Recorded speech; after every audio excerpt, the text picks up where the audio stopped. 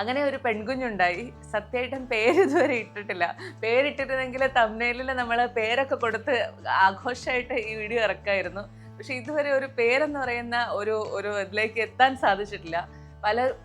ഒത്തിരി കണ്ടവരെല്ലാവരും ഇങ്ങനെ വീണയെ കണ്ടിട്ടൊരു ആൺകുട്ടിക്കുള്ള ലുക്കാണ്, വീണയുടെ മുഖം ഗ്ലോ ചെയ്യുന്നു, അതുപോലെ വണ്ണം കാണുമ്പോൾ തോന്നുന്നു, അല്ലെങ്കിൽ എനർജി കാണുമ്പോൾ തോന്നുന്നു, അങ്ങനെ പറഞ്ഞ് ആൺകുട്ടി എന്നുള്ളതായിരുന്നു എൻ്റെ മൈൻഡിൽ മുഴുവൻ. അപ്പം നിങ്ങൾ ചോദിക്കും ആൺകുട്ടിക്കുള്ള പേര് കണ്ടുപിടിച്ചോ എന്ന്. അതുമില്ല, രണ്ടും ചെയ്തിട്ടില്ല. അപ്പോൾ അതുകൊണ്ട് തന്നെ ബർത്ത് സർട്ടിഫിക്കറ്റിലൊക്കെ ബേബി ഓഫ് വീണ എന്ന് മാത്രമേ കൊടുത്തിട്ടുള്ളൂ.